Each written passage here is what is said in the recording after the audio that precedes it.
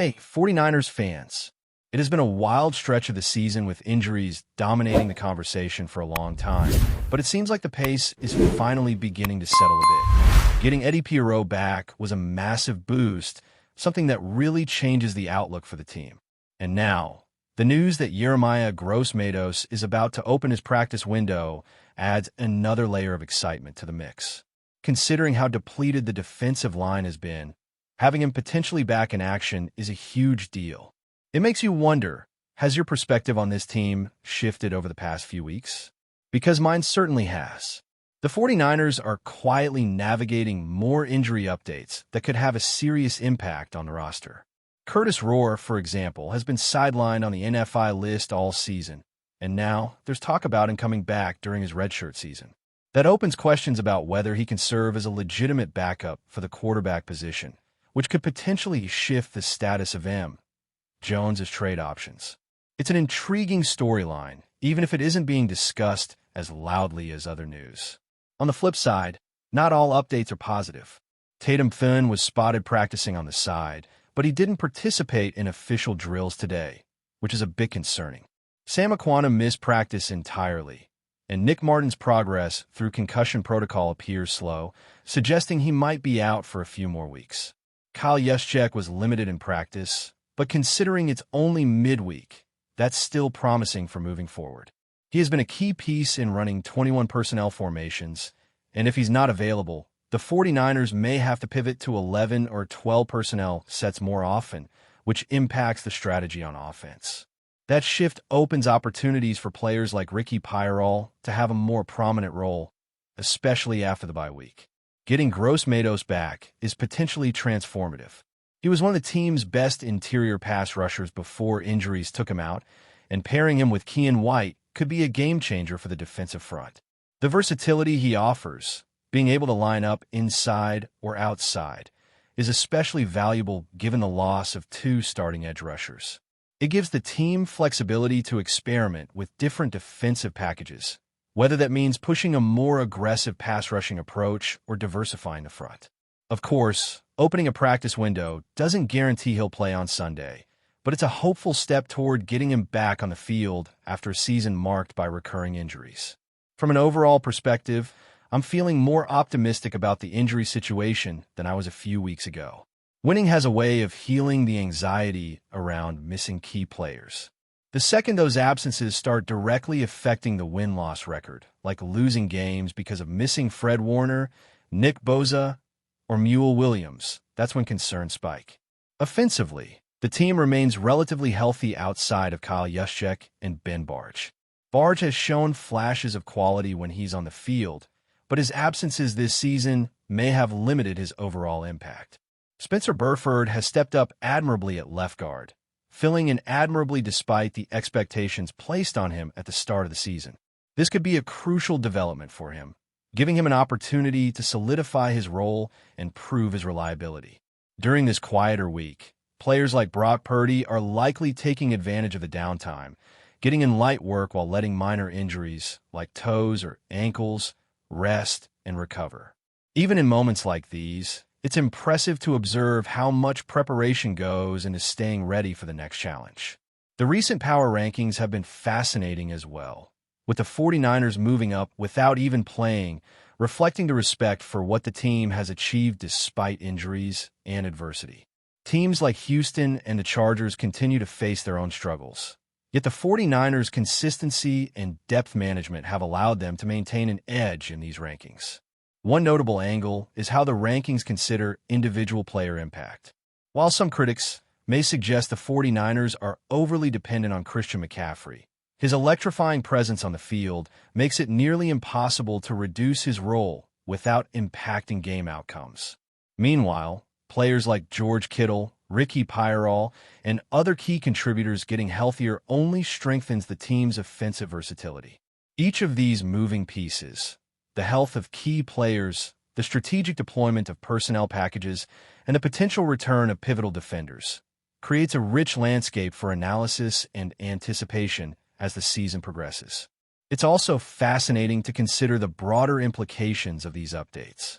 A player like Cam Ward, for instance, has been navigating the challenges of being a rookie quarterback behind a struggling offensive line, dealing with high dropback volumes and the complexities of transitioning from college to professional football. Watching his development highlights just how crucial preparation, timing, and mechanics are for a quarterback in the NFL. Observers like Greg Castle have pointed out areas where improvement is needed, particularly with speed and lower body mechanics, emphasizing the nuanced challenges of quarterback development in a professional environment. Meanwhile, players like Ricky Pyrall are starting to stand out more prominently as their health improves. His ability to make difficult catches in traffic, combined with precise route running, positions him as a vital piece in Shanahan's offensive schemes. With the team adapting personnel packages to compensate for absences like Kyle Juszczyk, players like Pyrall are likely to see increased opportunities to make an impact. The combination of strategic planning, internal scouting, and the careful management of returning players creates a dynamic and evolving team landscape, full of potential shifts and surprises. As the 49ers navigate this complex stretch of the season, every update, whether it's a returning defensive stalwart, a developing quarterback, or an emerging offensive weapon, feeds into the narrative of resilience and adaptability. The interplay between injury management, tactical adjustments, and individual player contributions paints a vivid picture of a team constantly adjusting to the realities of the NFL grind. For fans, it's an exciting time to observe how these elements converge on game day, shaping both strategy and outcomes as the season moves toward critical matchups and playoff implications.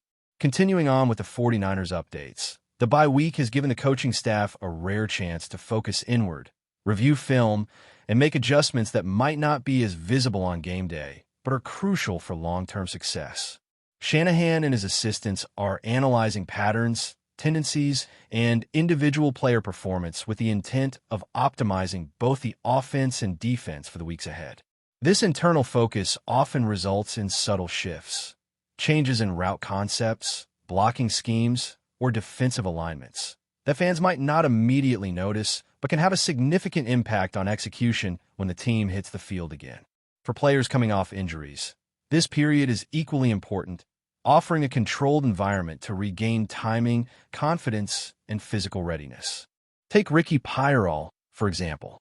Over the last few weeks, he has gradually regained his rhythm, showing glimpses of the playmaking ability that made him such a standout in the early part of the season. His ability to secure catches under pressure, maintain body control, and navigate through traffic on the field adds a dimension to the offense that becomes even more valuable when other key players are absent.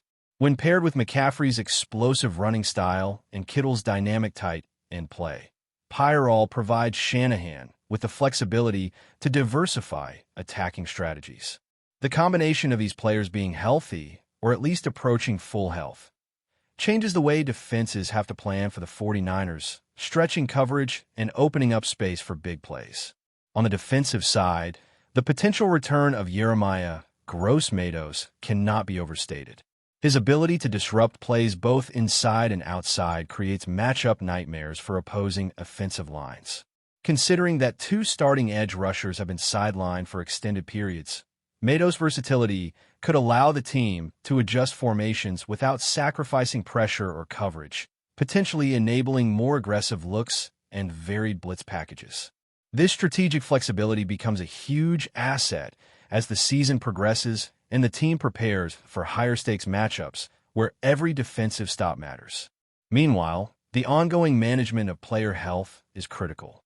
Kyle Juszczyk, Ben Barge, and others are being closely monitored not just for their own individual contributions, but for how their availability affects the broader offensive schemes.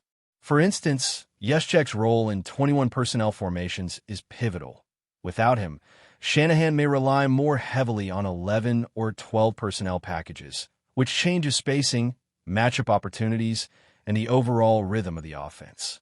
Barge's sporadic availability has forced adjustment to the guard positions, yet the emergence of players like Spencer Burford provides stability, showing that depth can still be leveraged effectively even in challenging circumstances.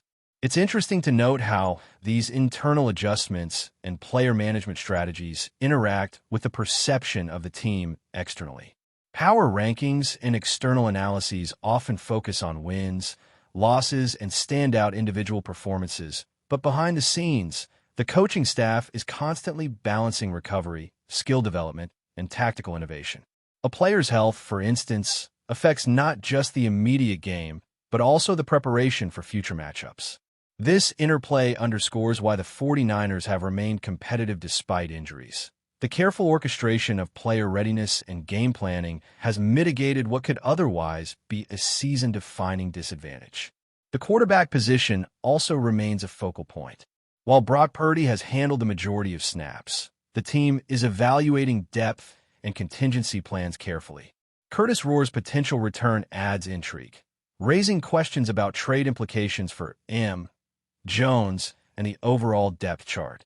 Even if Roar is not immediately thrust into game action, having that option available provides strategic leverage, allowing the coaching staff to consider alternative scenarios and preserve flexibility in roster management.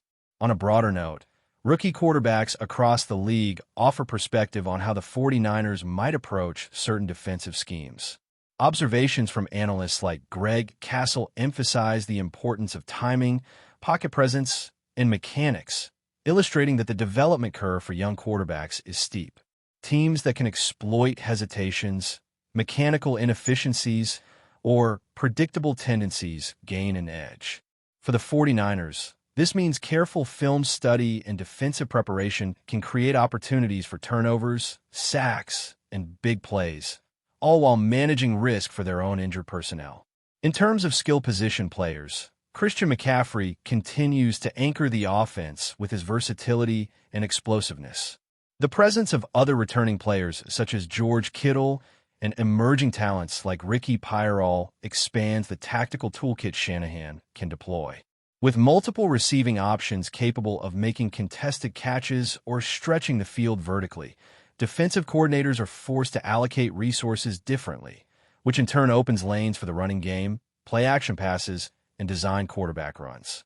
The ripple effect of each player's health and readiness thus becomes exponentially impactful, particularly when considering the intricate balance between offensive packages like 11, 12, and 21 personnel formations. Special teams and situational football also benefit from the focus during the bye week. Kicking units, return coverage, and even field position strategies are being fine-tuned. Small adjustments, like alignment shifts, coverage responsibilities, and timing sequences, can yield tangible benefits on game day, especially in close contests where a single possession can determine the outcome. These micro-level improvements, while less flashy than a highlight reel catch or a game-winning defensive stop, are fundamental to sustaining success throughout a long, grueling season. Looking ahead, the integration of returning players, careful management of injuries, and the strategic deployment of personnel packages sets the stage for an exciting second half of the season. Every matchup presents both challenges and opportunities. Defenses will attempt to exploit absences, but the 49ers' adaptability and depth provide countermeasures. Offensive creativity, driven by Shanahan's meticulous planning and the players' evolving chemistry, will be central to maintaining consistency. Watching how these components come together, how injured players reintegrate, how backups step up, and how schemes evolve week to week, offers fans a compelling narrative that goes beyond simple win-loss records. But before we dive in, don't forget to subscribe to 49ers Zone and hit the like button on this video. Your support helps us keep bringing you the latest updates on the San Francisco 49ers. And don't forget to share your thoughts on the news in the comments below. Whispers swirling around the league have taken on a life of their own as talk grows louder that the San Francisco 49ers have pulled off a stunning move, reportedly prying Saquon Barkley away from the Philadelphia Eagles to bolster an already dangerous ground attack. Though nothing has been confirmed publicly, the rumor has spread like wildfire through team facilities, front office corridors, and social media threads, leaving fans and analysts scrambling to make sense of the possible power shift.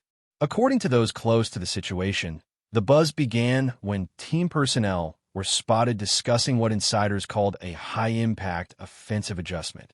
Barkley's name surfaced almost instantly, igniting speculation that the 49ers might be preparing to reshape their backfield with one of the league's most explosive runners. The possibility alone has sent shockwaves through NFC circles, where rivals are quietly recalculating defensive strategies should this move materialize. Some observers insist that the fit seems almost too perfect to ignore.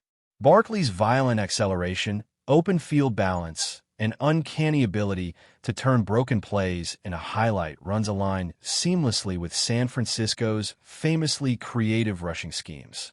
The idea of pairing him with an offense known for misdirection, motion, and punishing blocking has left opponents uneasy and supporters ecstatic.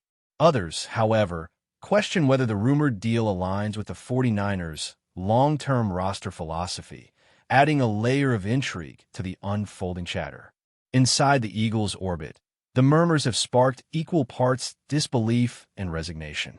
Barkley was expected to be a cornerstone piece, yet the circulating story suggests that negotiations behind closed doors may have taken an unexpected turn.